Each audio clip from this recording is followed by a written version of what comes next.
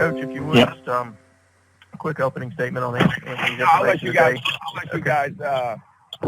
I'll do that, and then just tell me who's on the line when you ask the question, if you don't mind.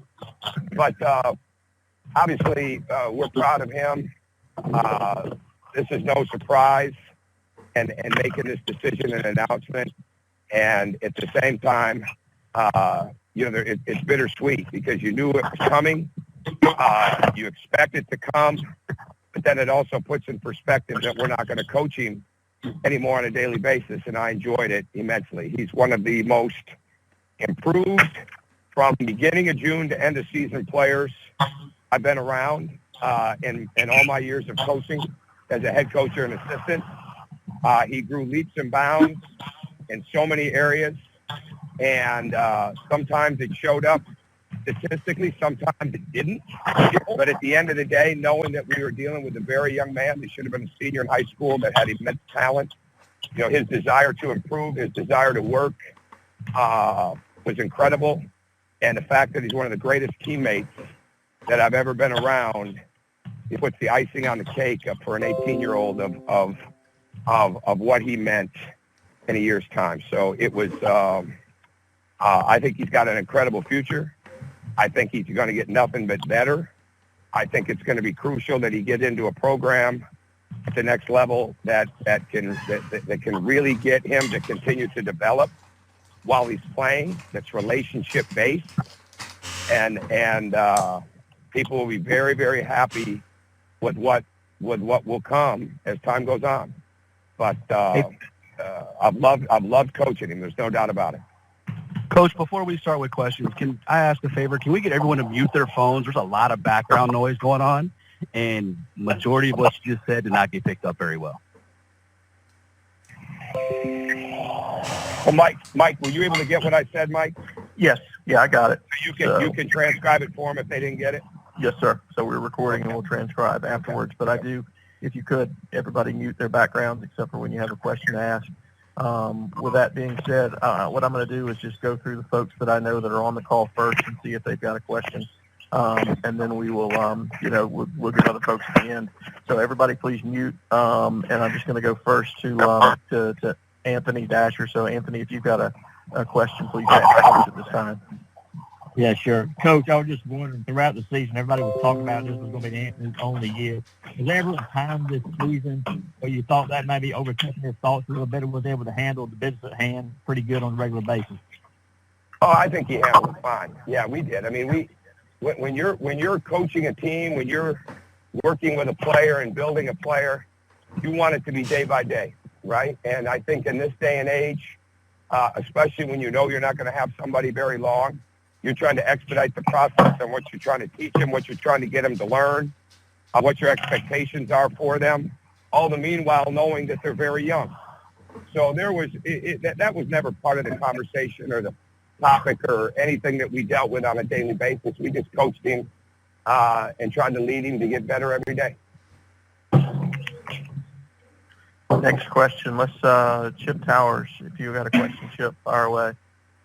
Coach, I'm just wondering, having had a one and done, air quotes, is this something that you see yourself doing more of in the future? And what are the resident positives and negatives about that?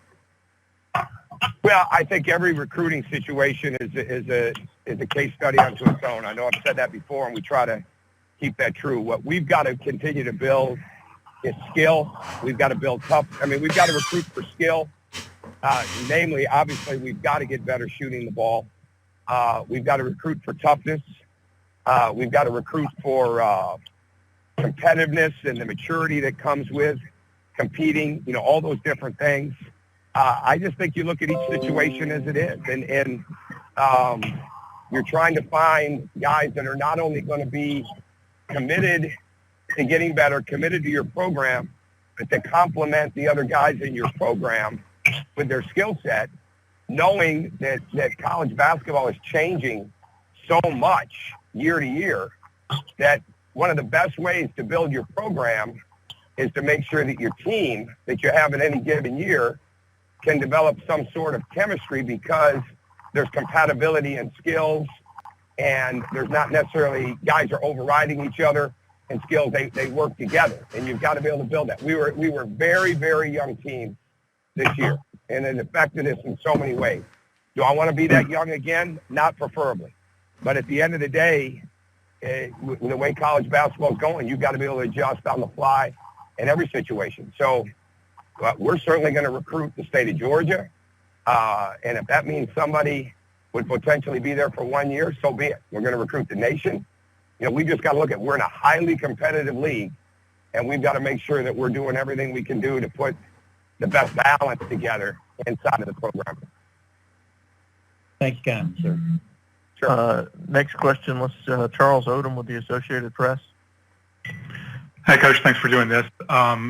You were vocal at times about wanting Edwards and maybe others as well to drive to the basket, and he finished for the season under 30% on threes. That's such an important part of the NBA. You talked about how he can improve. What do you see for him in his future as a long-distance shooter? Well, he also made 72, which led us by far. And so for a team that shot 30% or a little bit less, that's a good number. I think the biggest thing with him is really trusting his catch-and-shoot shot. His range is excellent. I think he's got to become less. He obviously can be a tremendous driver, downhill player. Going to get even better in the ball screen as time goes on. But I think what he's got to do is he's got to trust the catch-and-shoot shot without having to take that dribble. And there were times in practice that he was unbelievable with the catch and shoot, the shooting drills, things of that nature. And I think it's just maturing to the point where, you trust that shot. And, he never really needed it. This is one of the big things that happens. There's a lot of adjustments that people have to make when they get to college. They have so much to learn about spacing, about timing, about practice habits. There's hundreds of things, right? Well, the one thing that we can never forget as coaches is we're trying to teach them is they've never needed those things to be successful. Guys have been able to get to the basket, and they've been able to get away with a challenge shot, or they've been able to get away with the dribble without really having to understand how important that catch and shoot is. So I think shooting-wise for him, the range isn't going to be an issue at all. The trust of the catch and shoot is going to be the thing for him. And then being able to really cover more ground laterally, separation-wise, whatever it is, in the ball screen, because he'll get guarded a little bit different in the NBA with the ball screen, too. Mark Weiser from the Athens paper. Mark, you on? Mark, batting cleanup. He's got you batting cleanup, Mark. All right. I think leadoff hitters, though, these days are kind of more valuable, but appreciate it.